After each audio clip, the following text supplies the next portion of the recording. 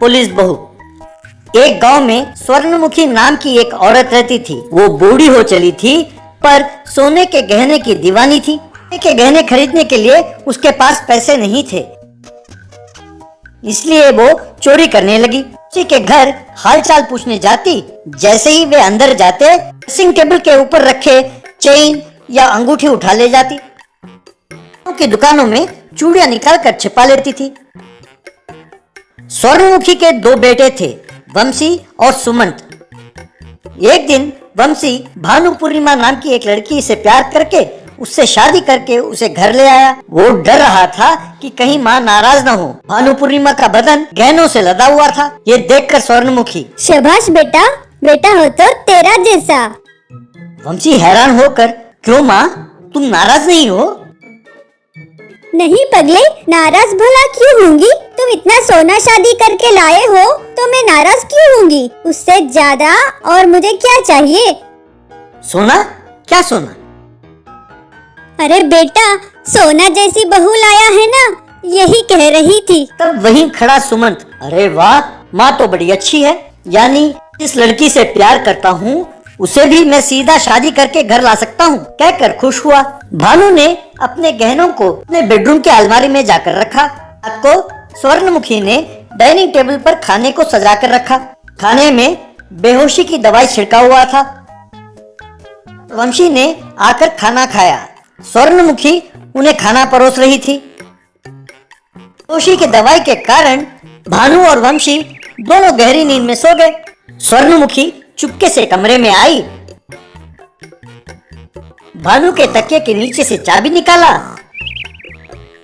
उस अलमारी को खोलकर एक गोल्ड चेन और एक अंगूठी निकाल लिया और चुपचाप जाकर सो गई। अगले दिन भानु, वंशी, मेरा सोने का चेन और अंगूठी गायब है। कैसे गायब हो सकता है? अपने घर में कोई चोर तो नहीं आया था ना? तुम्ही ने कहीं रखकर भूल गई होगी। ठीक से ढूंढो। इस तरह स्वर्णमुखी हर रोज रात को उसके कमरे में जाकर अलमारी खोलकर कोई ना कोई वस्तु चुराती थी। भानु के बहुत कहने पर भी वंशी के कान में जूं तक नहीं रेंगे। एक दिन सुमंत पूनम नाम की लड़की से शादी करके उसे घर ले आया। सुमंत अपनी माँ से, मॉम, यही तुम्हारी दूसरी बहू है। हम दोनों 2 साल से एक दूसरे से प्यार करते हैं। मैंने सोचा कि तुम बुरा नहीं मानोगी, इसीलिए सीधा शादी करके उसे घर ले आया। स्वर्णमुखी ने उसे ऊपर से नीचे तक देखा। उसके बदन में एक भी सोने का गहना नहीं था। स्वर्णमुखी को बहुत गुस्सा आया। ये तूने क्या किया? तेरा भाई सोने का खान घर लाया और तू कोयले का खान घर लाया। मुझे यह मंजूर नहीं है। ऐसे ना कहो माँ, इसके पास सोना बेशक ना हो पर इसके पास सोने जैसी नौकरी है। ये परसों ही सब इंस्पेक्टर ऑफ पुलिस बनी है, पता है? स्वर्णमुखी हड़बड़ा कर, क्या पुलिस? कहकर बेहोश होकर गिर गई। सबने पानी छिड़क कर उसे उठाया। उस रात को स्वर्णमुखी, अब बहुत हो गया। वो गधा पुलिस वाली को बहू बना कर लाया है। अब हर रोज गहने चुराना मुश्किल है। आज सारा गहने चुरा कर तमाशा खड़ा करना होगा। घर में कोई चोर घुसाया है। उस रात को स्वर्णमुखी ने अलमारी खोला और सारा सोना चुरा लिया। उनके बेडरूम की खिड़की को हथौड़ी से तोड़ा। वे बेहोश थे तो उन्हें कुछ पता नहीं चला। अगले दिन भानु पूर्णिमा के पास गई और गहने चोरी हो गए कहकर रोने लगी। चोर खिड़की तोड़कर अंदर आया तो आवाज तो सुनाई देना चाहिए ना। आप चाहे जितने भी गहरे नींद में क्यों न हो, उस आवाज को सुनकर जरूर उठना चाहिए था। सुमंत मुझसे कहता था कि हर रोज तुम्हारे घर से गहने गायब हो रहे हैं। यानी चोर कोई बाहर के आदमी नहीं है। हो न हो, चोर घर का ही आदमी है। वो सोना कहाँ है ये ढूंढना होगा। तुम चिंता न करो, मैं उस चोर को पकड़कर तुम्हारे गहने तुम्हें दिला दूंगी।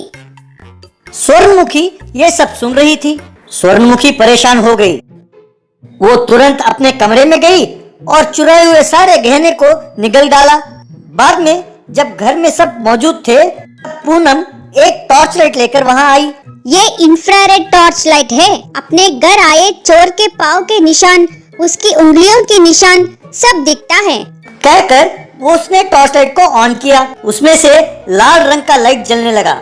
उस लाइट को इधर उधर घुमाते हुए अनजाने में सास के पेट पर मारा। बस उसके पेट के गहने सबको दिखाई दिया, चौंक गए। हाय रे, अब पेट दर्द कर रहा है। कहकर पेट को पकड़ लिया, उसे अस्पताल में भर्ती किया। डॉक्टर ने ऑपरेशन करके सारे सोने के गहने बाहर निकाला। भानु स्वर्णमुखी से, ये क्या माँ जी, एक बार पूछती तो सारा गहने में आपको दे देती, इतनी सी बात के लिए आपने अपना जान जोखिम में डाला। माँ जी, लालच जुर्म में जाकर खत्म होता है, मैंने ये आप में देखा है। अब से आपको जो भी चाहिए हमसे मांगिए, पर चोरी छोड़ दीजिए। जो दूसरों से चुरा लिया है उन्हें भी लौटा दीजिए। केस डालने पर मुझे मजबूर न करें। स्वर्णमुखी ने दोनों को प्रणाम किया। Tractor mobile tower. बिंदास कंपनी का मालिक सुनील ने योयो नाम का एक मोबाइल कंपनी शुरू किया। मेरे कंपनी का मोबाइल लीजिए, सिग्नल की कोई परेशानी नहीं होगी, एक क्षण भी गंवाए बिना आप अपने बंधु मित्रों के साथ बात कर सकते हैं, ऐसे कैप्शन के साथ प्रचार शुरू किया। इस तरह देश भर में लोग उस मोबाइल कंपनी का कनेक्शन लेने लगे। एक दिन वो ऑफिस में मीटिंग में था कि उसके गांव से उसके दादाजी सोल्यूशन सुंदर ने फोन किया। बेटा सुनील, तूने लोगों को वादा किया था कि तेरे योयो मोबाइल से सिग्नल की परेशानी बिल्कुल नहीं होगी, पर तेरे दादा के फोन में ही सिग्नल का प्रॉब्लम है। बेटा, मुझे ये कहते हुए शर्म आती है कि ये योयो का ही सिम है। मैं नहीं जानता कि तुम क्या करोगे। कल सवेरे तक मेरे मोबाइल में सिग्नल प्रॉब्लम नहीं होनी चाहिए, नहीं तो मैं खुद मीडिया के सामने जाकर मेरे पोते के कंपनी में सिग्नल की प्रॉब्लम है, उसका सिम इस्तेमाल ना करें कहकर स्टेटमेंट दूंगा, आगे तेरी मर्जी कहकर उसे चेतावनी दी। ये सुनकर सुनील हड़बड़ा गया।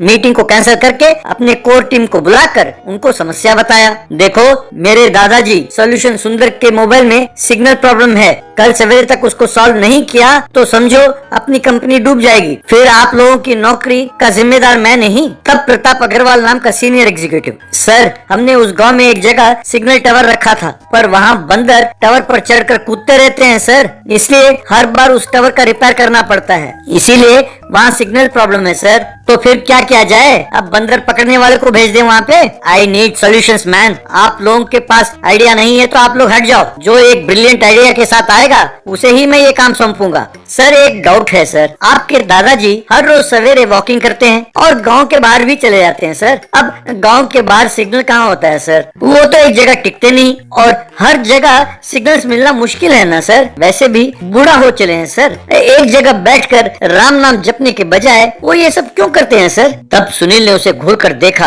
भैया वो एक फ्रीडम फाइटर हैं, गांव में नल काम ना करे तो म्युनिसिपैलिटी को फोन करते हैं, गली में कुत्ता दिखे तो ब्लू क्रॉस को फोन करते हैं, किसी को खून की जरूरत हो तो रेड क्रॉस को फोन लगाते हैं। यूं जब तक वो समस्या का सोल्यूशन ना निकाले वो चैन से सो भी नहीं पाते, इसलिए सब उनको सोल्यूशन सुंदर कह के ही बुलाते हैं। अब अगर उनका ये सिग्नल प्रॉब्लम सॉल्व नहीं किया तो हमें चीर कर रख देंगे, समझा करो यार। तुम लोग ये ना सोचो कि अपने कंपनी का बॉस एक बूढ़े से इतना क्यों डर रहा है, अपने कंपनी का 70% शेयर्स उनके नाम ही है।